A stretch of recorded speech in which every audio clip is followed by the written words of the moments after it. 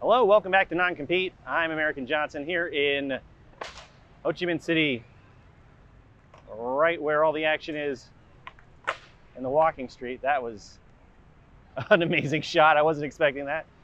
Today we're going to be talking a little bit about the changing mode of our movement. Yes, things are rapidly going to change in the days to come. As I am recording this, it is the 7th of November, and we still don't have a final verdict on the election, but we're pretty sure things look pretty confidently in favor of Biden winning, and a little bit less sure about the House and the Senate. But regardless, let's talk a little bit about what's going on with this friggin' cursed election and how the left needs to begin reconfiguring. So I think it's safe to say that, first of all, the Nazis aren't going anywhere, and they're really showing exactly how terrifying they are recently. I mean, the way that they have been essentially intimidating the shit out of voters, out of election officials, the way they have been,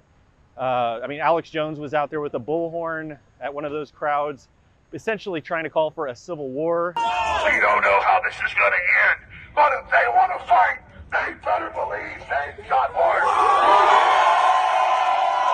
It's scary stuff. Those Nazis are not going to just disappear. If Trump barricades himself in the White House and gets dragged out and thrown in prison, which some people are saying might happen, some people are saying that's what he says he wants to happen if he loses, which, you know, that sounds absurd, but anything can happen at this point, given the climate of this election. If that happens, it's just going to embolden the fascists. Regardless, Trump losing is going to, I think, entrench these fascists, these QAnon weirdo wackos, even more than ever before. And I think we can look forward to having to contend with those people for a very long time. I mean, these are people who are not driven by facts or logic at all. It's a very emotion-driven, non-materialist movement, this QAnon thing, and it's essentially a cult. So that's going to be a big issue for us to try to deal with. How do you deal with these rabid, aggressive reactionaries who are going to be doing everything they can, up to and including committing acts of violent terrorism, to assert their power over the rest of society? That's a big question mark in my mind. I think that might be one of the more difficult questions for us to try to grapple with, but we have to grapple with it. We have to figure out the answers to these questions. Another big question is how we deal with liberals now that the electoral question should be over. Now, a lot of people have been saying in the last few weeks that we need to make a really big, hard push for Biden, and then as soon as Biden wins, we begin pushing for radical change after Biden's elected. I'm not on board with that whole idea. I've been saying that we need to do much, much, much more than just focus on electoralism. But I've been patient with it. I have been patient with it. I have, been, I guess, more or less ambivalent towards that stance. I haven't really pushed back against it very much because I figured, okay, let's get Trump out. Hopefully, at least if we can get Trump out, it'll show the stark contradictions of neoliberalism. It'll show that neoliberalism and the politics of Joe Biden are not going to rescue anybody from all of these myriad problems we have. Just as Biden himself has said repeatedly, he said over and over, he's not going to shut down the economy. He's not going to stop fracking. He's not going to do anything for the environment. He doesn't even really support the Green New Deal very strongly. And the Green New Deal is not even close to enough change to save our environment from the impending destruction. So anyway, I've been tolerant of this whole electoralist gamesmanship and the, and this push for supporting Biden. I haven't really pushed back too strongly against it. I'm glad to see Trump lose, but I'm not happy to see Biden win. And I think that this is a situation where we have to have nuance, and as materialists, we have to look at the situation soberly. And the fact is, it is not a good thing that Biden won. It's a great thing that Trump lost, and we should be happy that Trump lost. We should be mourning the fact that Biden won. Not only that, we should be embarrassed as hell, all of us collectively, not even just leftists, but liberals as well, especially liberals. You should be embarrassed as hell that it is as close as it is right now. Biden should have been a complete shoo-in. There should have been absolutely no contest whatsoever at all. And the fact that there's even remotely any sort of a question at this point on November 7th over who might win is embarrassing. It's a shame.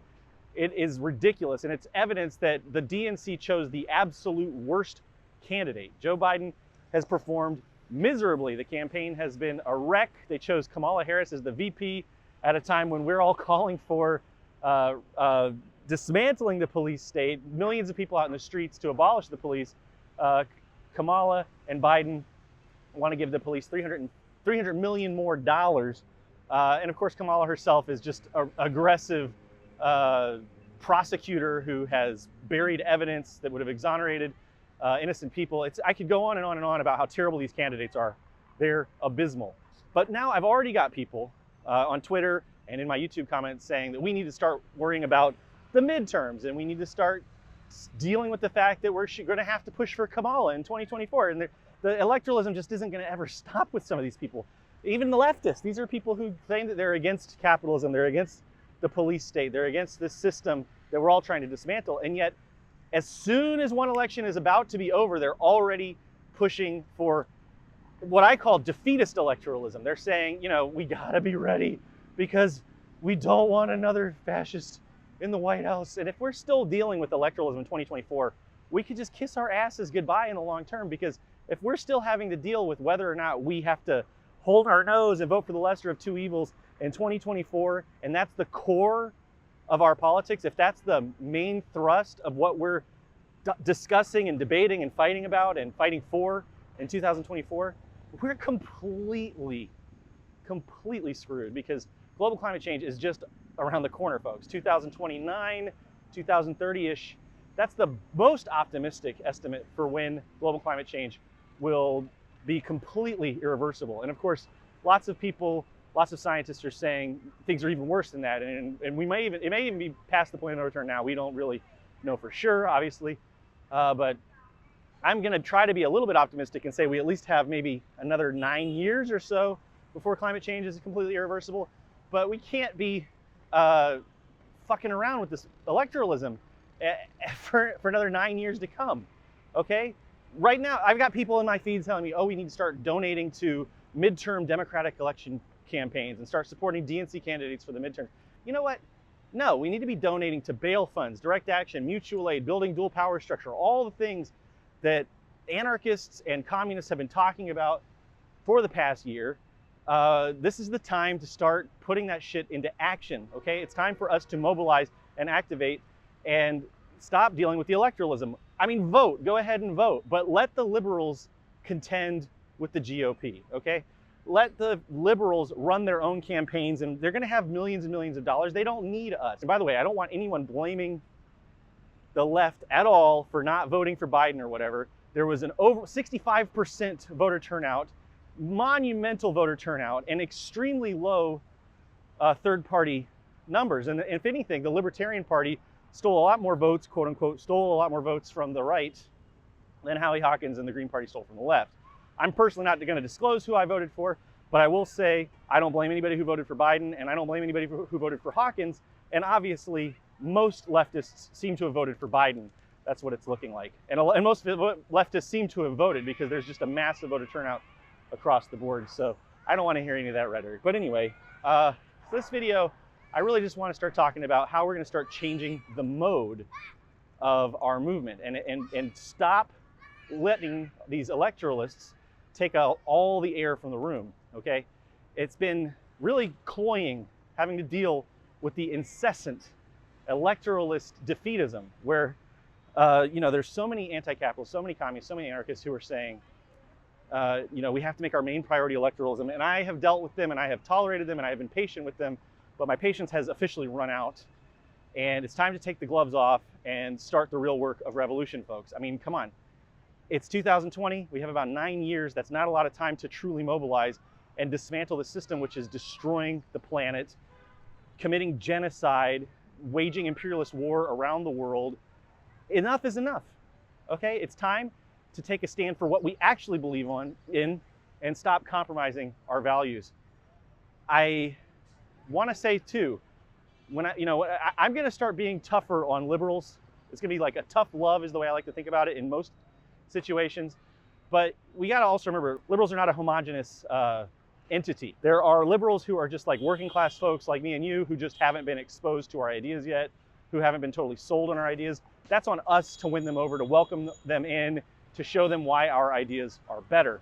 There are also the dyed-in-the-wool liberals, the ideological liberals, who are right now saying, these are some, you know, heavy-hitting pundits who have lots of big followers, who are being published in large media outlets, saying that the reason that Biden didn't get the big blue wave that they were expecting was because they did not appeal enough to Republicans. And they're blaming socialists for not having the big, massive victory that the polls were predicting. And I just find that to be completely absurd. The fact of the matter is, for one thing, the DNC is doing what liberalism always does, which is playing these manipulation and optics games where they're trying to appeal to people instead of actually trying to convert people over to their side. And we cannot play those games. Appealing is a tactic of manipulation. Appealing is when you try to play this optics game where you present yourself as something different than you actually are. You present your ideas as different than they are. And you present ideas that you don't actually believe in to try to get people to like you, even though they don't actually come over to your side. It's a game of deception. Does that make sense?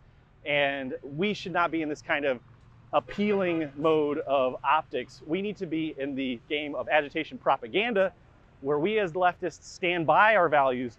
We're proud of our values. We own up to our values. The truth is on our side. Our ideas will benefit most people in society, okay? And this means that we need to be converting people to our side by showing them the truth of what we believe in and how our beliefs and our values and our ideas and our plans will help them, okay? And I've said in videos in the past, the best way to do that is through action, through going out there and doing mutual aid, building dual power, doing direct action, feeding people who are hungry, fixing problems in our communities. This is the best form of propaganda, raising money for mutual aid projects and just basically aiding people who are in need. That is how we win people over to our side quickly. I promise you, I've seen it working. I've seen people doing it. I've been, trying to lend a support role as much as possible in terms of signal boosting and mutual aid and raising funds through our streams and that sort of thing and donating. But, obviously we all need to work on this together, from each according to our ability to each according to their need, et cetera, et cetera. It's the most fundamental idea of communism and anarchism, in my opinion. And that is where the rubber will hit the road. So that's what we need to be doing. So now back to the idea of this tough love with the liberals. The conditions have changed, okay? And that's changed my mind on things, all right? For a long time, I have sort of had this coddling nature when it comes to dealing with liberals, especially since I'm a former liberal myself. And I give people a lot of benefit of the doubt, considering the fact that I was a right-winger for a long, long time, and then a liberal for a long time. I've made mistakes, I've had bad ideas, I've been programmed. But I think, 2 or 3 years ago, it was a lot less obvious, I think, to a lot of people who were kind of insulated from oppression. The contradictions were not as apparent to a lot of people. But the last year in particular, with the pandemic and with the BLM protests and everything, I think that the contradictions are now much more starkly apparent, much less easy to deny. And I think our job now as radical leftists, as communists, as anarchists, is to agitate the hell out of working class liberals. They need to know better, okay? And we need to come in and aggressively push them to the left now. And no longer should we be so tolerant for these terrible ideas, which are not working, have done nothing to help anybody anywhere in the world. Even in Europe, which is supposed to be the bastion of liberal progress and everything, they're doing a shitty job dealing with COVID. Here in Vietnam, as you can see, most people are not wearing masks. I got comments on my last video that everyone was wearing masks. Most people are not wearing masks, and the people that are wearing masks are generally wearing them because of the pollution and the sunlight, so they can kind of protect their skin. Nobody's wearing masks because they're afraid of COVID. Nobody is afraid of COVID in Vietnam right now. This is a poor, developing socialist country, but they have tackled COVID with aplomb, and they deserve way more credit for the victory that they've achieved collectively through socialist principles, policies, and culture. And Luna has covered this all very well documented on her channel. I'm not gonna fucking argue with you about it in the comments. If you don't think that this is a great victory for socialism, fuck you, you're wrong. I've been here, I've been living through it, I've been watching it with my own eyes. This is a victory for socialism that we need to be pointing out.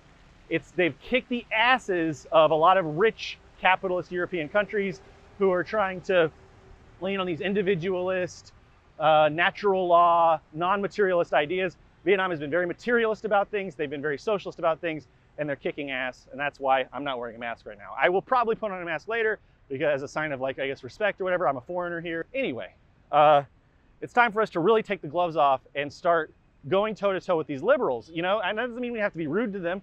You know, we have to be patient with folks, especially if they do decide to start coming into our leftist spaces. We have to be patient with people. We have to realize that they're not going to speak our lingo right off the bat. They're not going to have all the knowledge that we have, and we have to be patient with them, and we have to do our best to try to explain our ideas to them in a way that is going to be appealing. You know, I'm not saying we need to go out and bully these people, but I don't think that the strategy of being soft and slow is going to work anymore. It's time to get aggressive, and you'll see in the weeks to come on my channel and Luna's channel, we're going to start being, you know, a little bit more aggressive in the way that we start to develop our agitation propaganda. Luna ơi!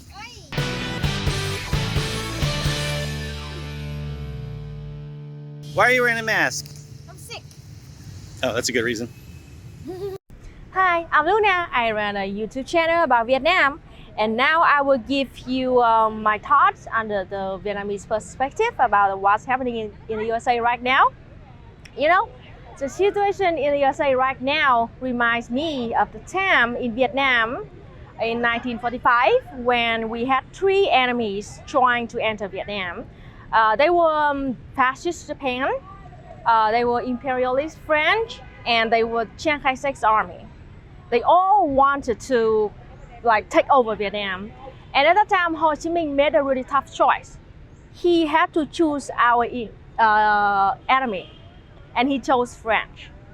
So we literally we chose French, and then we let them come here and have us kicked out the fascist Japan and Chiang Kai-shek's army, and we did it. But here's the thing, it's not a compromise. It's like the situation when we had too many enemies that we could not fight against by ourselves. So we have to do a strategic move by choosing the easiest enemy. And we spent the next 9 years fighting French. And finally in 1954, we won French in the Dien Bien Phu victory, and then we did it. So the situation now in the US is kind of similar, but the fact is, it is easier than what we had to deal with in 1945. At least now, millions of you didn't have to starve to death. Or we didn't have any weapons, didn't have any class consciousness. There's no internet, no newspaper. 80% of our population even didn't know how to read and write at that time. It was really, really tough. So in some way, your situation now in the US is easier than us in Vietnam 1945. But it's different, it's still different because at that time, France did have Vietnam totally kicked out the fascist Japan. But in the USA right now, the fascists still inside your country, and Biden could never kick all of them out.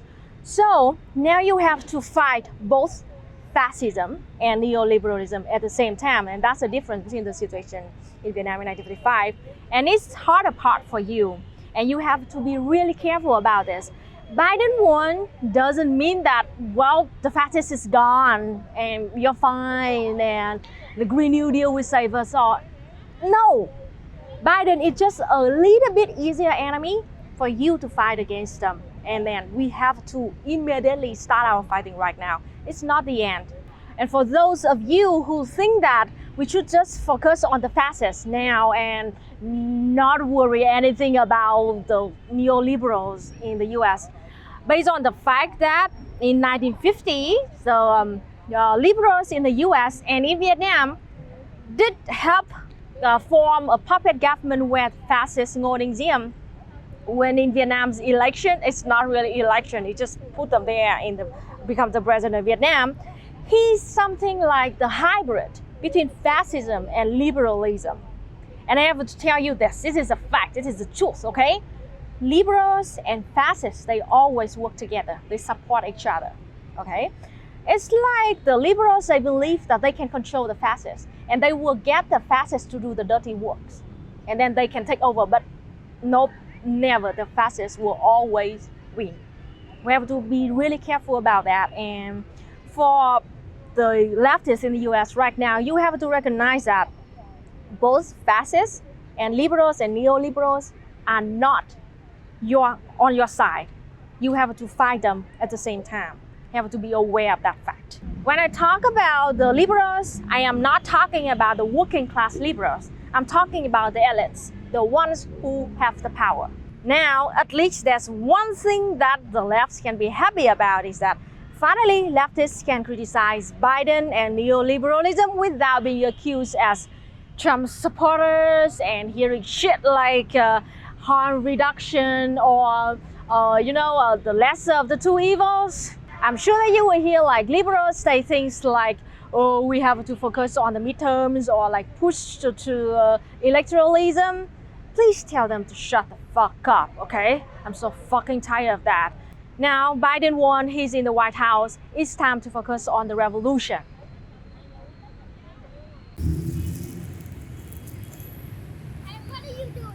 I'm taking a picture. I'd love to hear what you think about this. What do you think the best tactics are moving forward? I'm done with the electoralism, okay? I'm not going to bat for another neoliberal ever again in my entire life. There's not enough time in this world for us to be supporting neoliberal candidates in these elections. I'll vote, okay? But I'm not gonna go out and tell other people who to vote for, especially I'm not gonna tell them to go out and vote for a neoliberal. It's not the right way to win right now. We don't have time to fuck around. We have to achieve victory as rapidly as possible. It's our jobs as revolutionists to look at the material conditions we have right now, to look at the reality of the situation, that we have about 9 years until climate change is irreversible, the fact that we have people in concentration camps right now, the fact that genocide is being committed on multiple fronts. It's time for us to confront that neoliberalist oppression just the same way we confront fascism.